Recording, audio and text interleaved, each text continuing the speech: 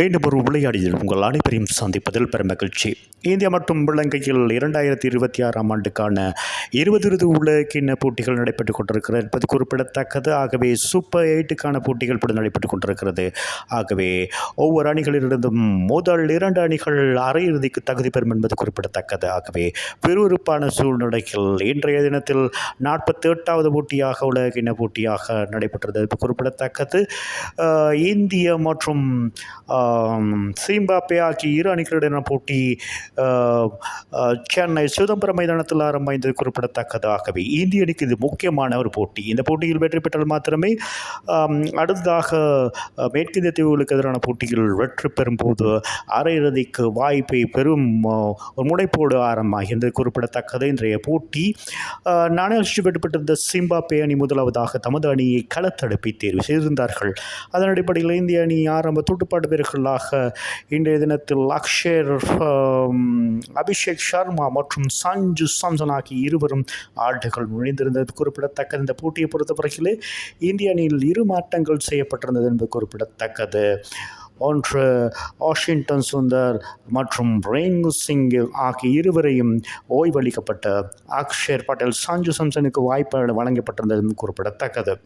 இதன் அடிப்படையில் ஆரம்ப துடுப்பாட்ட வீரர் அபிஷேக் சர்மா மற்றும் சஞ்சு சாம்சனுக்கு இடையிலான முதலாவது விக்கெட்டுக்கான இணைப்பாட்டம் 22 பந்துகள் 48 ஓட்டங்கள் பெறப்பட்டிருந்தது. இந்த போட்டித் தொடரில் இந்திய அணி சார்பாக முதலாவது விக்கெட்டுக்காக பெறப்பட்ட அதிகூடிய ஓட்டம் என்பதும் இது குறிப்பிடத்தக்கது. சஞ்சு சாம்சன் மீண்டும் ஒரு அதிரடியான துடுப்பாட்டத்தை 15 பந்துகளில் 4 ஓட்டம் 6 ஓட்டங்கள் 2 இடங்களாக 24 ஓட்டங்களோடும் ஆட்டம் இழந்து வெளியேறினார். 2வது விக்கெட்டுக்காக இஷான் கிஷான் மற்றும் அபிஷேக் சர்மா 42 பந்துகளில் 72 ஓட்டங்கள் அதிரடியாக பெற்ற வழக்கில் இஷான் கிஷான் 24 பந்துகளில் 4 ஓட்டங்கள் 6 ஓட்டம் 3 இடங்கள் 38 ஓட்டங்களும் ஆட்டம் இழந்திருந்தார். 3வது விக்கெட்டுக்காக சூரியகுமார் யாதவ் மற்றும் அபிஷேக் சர்மா 3வது விக்கெட்டுக்காக 13 பந்துகளில் 30 ஓட்டங்கள் பெற்றுக் கொடுத்திருந்தார்கள் என்பது குறிப்பிடத்தக்கது.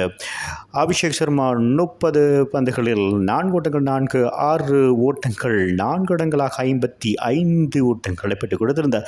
போட்டித் தொடரில் 5வது போட்டியிலே இந்த அரைச்சதத்தை பெற்றுக் கொடுத்திருக்கிறார் என்பது குறிப்பிடத்தக்கது. ஏற்கனவே 3 பூஜ்ஜியங்களையும் இறுதியாக 15 ஓட்டங்களை பெற்றுக் கொடுத்து இப்பொழுது 5வது போட்டியில் இந்த அரைச்சதம் பெறப்பட்டிருக்கிறது. ஆகவே அணியின் தலைவர் சூரியகுமார் யாதவ் 13 பந்துகளில் 4 ஓட்டங்கள் 6 ஓட்டங்கள் 2 இடங்கள் 33 ஓட்டங்கள். 5வது விக்கெட்டுக்காக திலக் வர்மா மற்றும் ஹார்திக் பாண்டியா பிரிக்கப்படாத 31 பந்துகளில் 84 ஓட்டங்கள் சிறப்பான இணைப்பாட்டம் அமைத்திருந்தார்கள். ஹார்திக் பாண்டியா 23 பந்துகளில் 4 ஓட்டங்கள் 6 ஓட்டங்கள் 4 இடங்கள் அதிரடியாக 50 ஓட்டங்களை பெற்றுக் கொடுத்திருந்த ஆட்டம் இழக்காது. திலக் வர்மா 16 பந்துகளில் 4 ஓட்டங்கள் 6 ஓட்டங்கள் 4 இடங்களாக ஆட்டம் இழக்காது 44 ஓட்டங்கள். நிர்ணயிக்கப்பட்ட 20 ஓவர்களில் இந்திய அணி 256 ஓட்டங்கள் பெற்றுக் கொடுத்திருந்தது. 4 விக்கெட்டுகள் மாத்திரம் இழந்து உலகின போட்டிகளில் 20 போட்டிகளிலே அதிகூடிய 2வது ஓட்ட எண்ணிக்கையாகும். இது சாதனையாக மாறியிருந்தது குறிப்பிடத்தக்க. இதற்கு முன்னதாக 2007ஆம் ஆண்டு ஜோகன்னஸ்பர்க்கில் நடந்த போட்டி இலங்கை மற்றும் கென்யாவுக்கு இடையிலான போட்டியில் 260 ஓட்டங்களுக்கு 6 விக்கெட்டுகள் பெறப்பட்டதே சாதனையாக இருக்கிறது என்பது குறிப்பிடத்தக்கது.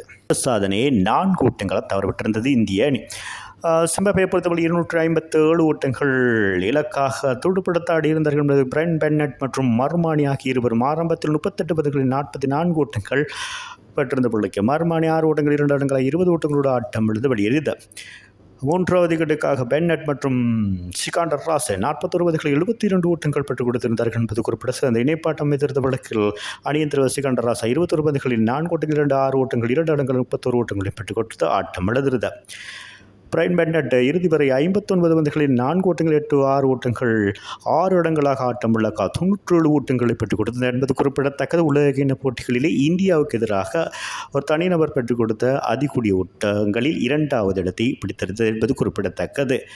இதற்கு முன்னதாக 2010ஆம் ஆண்டு பிரிஸ்டவுனில் நடைபெற்றிருந்த போட்டியில் மேற்கிந்திய தீவுகள் அணியின் கிறிஸ்கேல் 98 ஓட்டங்கள் பெற்றுக் கொடுத்ததே சாதனையாக இருக்கிறது. ஏனைய சிம்பாப்வே வீரர்கள் சொல்லிக்கொள்ளும் அளவுக்கு ஓட்டங்கள் பெறாதன் காரணமாக நிர்ணயிக்கப்பட்ட 20 ஓவர்கள் 6 விக்கெட்டுகளிலிருந்து 184 ஓட்டங்களை பெற்றுக் கொடுத்த 72 ஓட்டங்கள் வித்தியாசத்தில் இந்திய அணி வெற்றி பெற்றிருக்கிறது. ஒரு முக்கியமான வெற்றியை உலக இனத்திலே பெற்றிருக்கிறது என்பது குறிப்பிடத்தக்கதாகவே 20 போட்டிகளிலே உலகினத்தில் பெறப்பட்ட அதிகூடிய ஓட்டங்கள் 2வது இடத்தை இன்றைய தினத்தில் இந்த 440 ஓட்டங்கள் பெறப்பட்டிருந்தது குறிப்பிட்டது. இதற்கு முன்னதாக 2016ஆம் ஆண்டு வான்கடை மைதானத்தில் நடைபெற்ற அந்த போட்டிகள் தென்னாப்பிரிக்கா மற்றும் இங்கிலாந்துக்கு இடையிலான போட்டியில் 459 ஓட்டங்கள் பெற்றுக் கொடுத்ததே சாதனையாக இருக்கிறது என்பது குறிப்பிடத்தக்கது.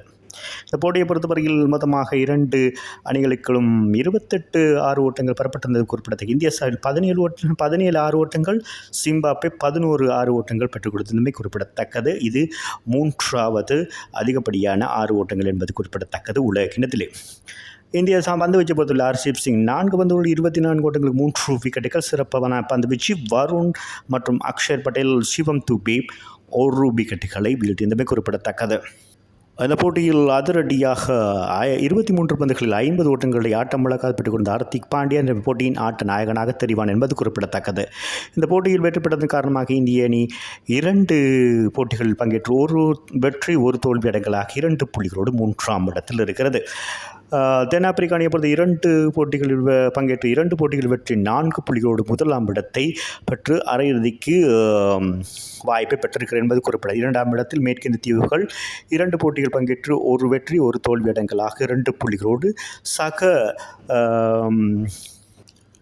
நிகர புள்ளிகள் அடிப்படையில் இப்படி 2ஆம் இடத்தை பெற்றிருக்கிறது. ஆகவே எதிர்வரும் 1ஆம் தேதி மேற்கிந்திய தீவுகள் இந்திய அணிக்கு இடையிலான போட்டி ஒரு முக்கியமான போட்டி. அந்த போட்டியில் வெற்றி பெறும் அணி அரையிறுதிக்கு தகுதி பெறும் அணியாக இருப்பார் என்பது குறிப்பிடத்தக்கது. மீண்டும் ஒரு விளையாடி செல்வோம். உங்களை சந்திக்கும் வரை உங்களிடம் விடைபெறுவது உங்கள் அன்பின் பாத்துலை தாஸ். வணக்கம் அன்பு சொந்தங்களே.